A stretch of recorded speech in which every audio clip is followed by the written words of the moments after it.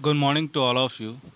सो ये जो वीडियो है ये स्पेशली क्लास 10th के स्टूडेंट्स के लिए है और उन सभी के लिए भी है जो वर्ल्ड हिस्ट्री को समझना चाहते हैं।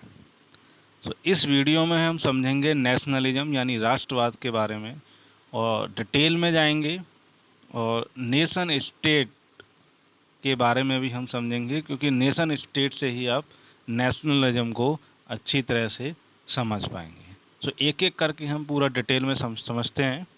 स्टार्ट करते हैं। अगर हम बात करें स्टेट की, so what are the elements of the state, यानी कि एक स्टेट क्या होता है। A state comprises of people, territory, government and sovereignty.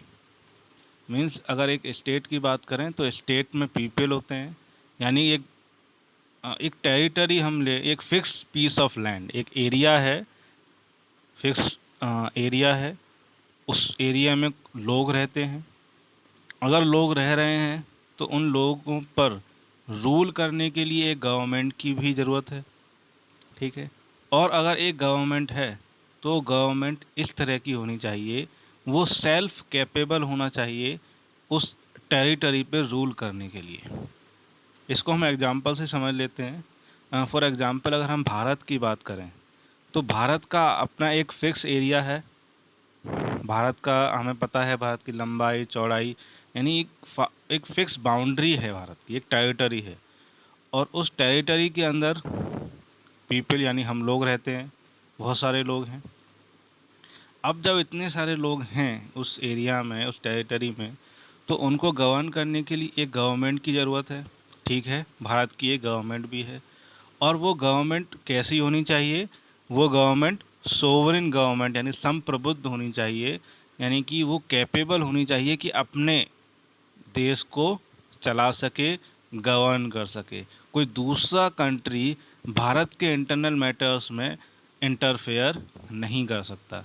यही सोवरेन है। और अगर हम अपने संविधान की प्रस्तावना अच्छे से देखी है तो उस प्रस्तावना में प्रियम्बल में भी सोवरेन वर्ड दिया गया है।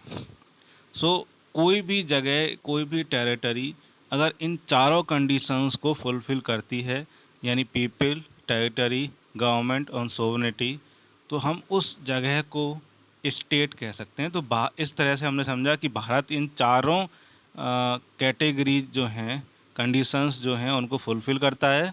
तो भारत एक क्या है? स्टेट है। तो इंडिया एक स्टेट है। नाउ अब हम समझते हैं कि नेशन क्या होता है, ठीक है। सो नेशन जो है वो एक लैटिन भाषा का शब्द है, वह शब्द है नासी। उस नासी से निकला है। नासी का मतलब है to be born. So broadly हम बात करें, to be born into a group with common culture, common religion, common language, common history, common homeland and a common ancestors, and it is an ideology. यानी कि nation एक क्या है? एक ideology है, एक सोच है, एक विचारधारा है। और नेशन के माध्यम से हम बता रहे हैं कि टू बी बॉर्न यानी अगर हम कहीं पैदा हो रहे हैं, एक ग्रुप ऑफ किसी जगह पर हुए हैं, पैदा हुए हैं, बॉर्न हुए हैं, तो उस जगह की, उस ग्रुप में क्या होगा? उस ग्रुप में जो होना चाहिए, एक तो कॉमन कल्चर, यानी उसका हमारा जहाँ हम हैं, जहाँ हम बॉर्न हुए हैं, उस जगह का एक कॉमन कल्चर होगा। उस जगह के जो लोग हैं वो एक कॉमन रिलीजन को फॉलो करते होंगे। एक कॉमन लैंग्वेज है जिसको वो कम्युनिकेशन में यूज़ करते हैं। उन सब की एक कॉमन इतिहास रहा होगा।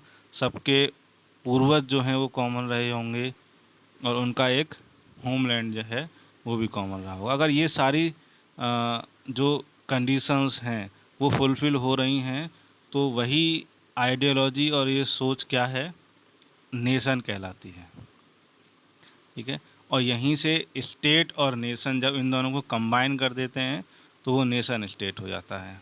तो जब हम कंबाइन करते हैं तो देखते हैं नेशन स्टेट क्या है? A group of people with the same culture, language, history etcetera who have formed a political independent country. यानी कि एक ग्रुप है लोगों का जिनका सेम कल्चर है, लैंग्वेज है, हिस्ट्री है।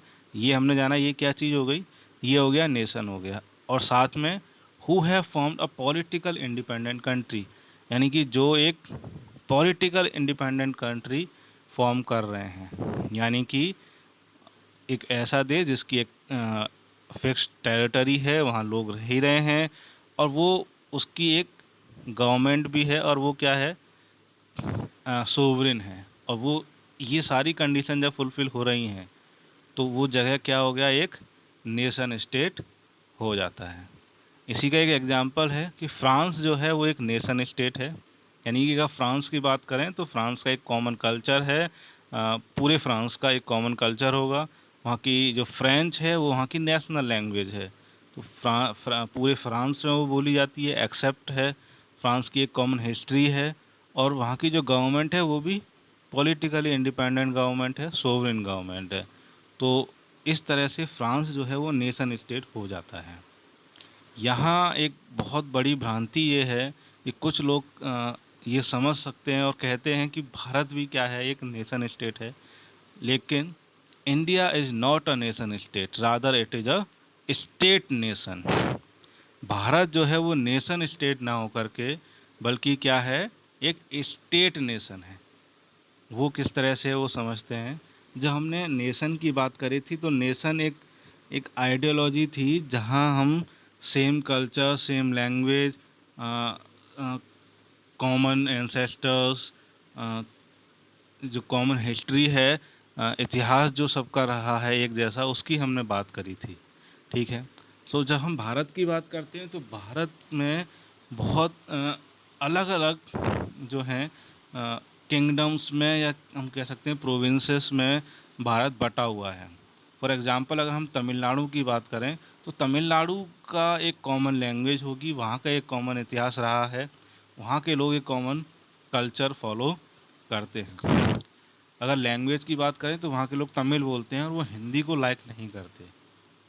सो अगर भारत को नेशन स्टेट होना है तो उसका मतलब है कि पूरे भारत में एक कॉमन लैंग्वेज होगी, एक कॉमन कल्चर फॉलो होगा। लेकिन ऐसा नहीं, हम जानते हैं कि भारत में क्या है, बहुत सारी विभिन्नताएं हैं, डाइवर्सिटी है।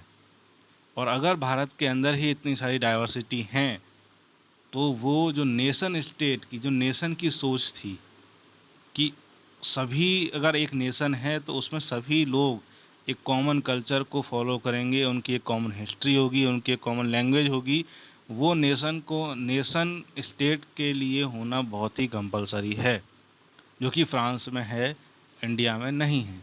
इसीलिए भारत को स्टेट नेशन बोला जाता है, क्योंकि भारत के अलग अलग बहुत सारे हिस्से हैं जो अपने आप में इंडिपेंडेंट नेशन की तरह हैं, और इसीलिए भारत क्या बन जाता है, एक स्टेट नेशन बन जाता है, ना कि एक नेशन स्टेट है। तो अभी तक हमने स्टेट समझ लिया, नेशन समझ लिया और नेशन स्टेट भी समझ लिया। अब हम समझते हैं कि नेशनलिज्म क्या है। सो नेशनलिज्म की बात करें, an abstract notion that human society is divided into nations. So ये भी एक एब्स्ट्रैक्ट नोशन है, एक कंसेप्ट है कि जो ह्यूमन सोसाइटी है पूरे वर्ल्ड में अगर हम बात करें तो वो नेशंस में डिवाइडेड है, छोटे छोटे छोटे बड़े जो भी हैं नेशंस में डिवाइडेड है। ठीक है। And a sense of belongingness into a given national group. और उस किसी एक नेशनल ग्रुप की बात करें तो वहाँ उस नेशनल ग्रुप में रहने वाले जितने भी लोग हैं, जो पीपल सिटीजन्स हैं, उन सब के अंदर एक सेंस ऑफ बिलोंगिंगनेस है, एक अपनापन है, एक अपनेपन की फीलिंग है। ठीक है, जो कि नेशनलिज्म के लिए एक कंडीशन है, एक रिक्वायर्ड कंडीशन है। Also a political ideology which holds that national communities should have their homeland and should be able to govern themselves. तो ये हम पढ़ भी चुके हैं कि एक नेशनलिज्म की अगर हम बात करें तो क्या हो सकती है, एक पॉलिटिकल आइडियोलॉजी है, एक विचारधारा है, एक सोच है, जहां हम कह रहे हैं कि जो नेशनल कम्युनिटीज़ हैं, जो लोग हैं एक नेशन में जो रह रहे हैं, उनका एक होमलैंड होगा। ठीक है।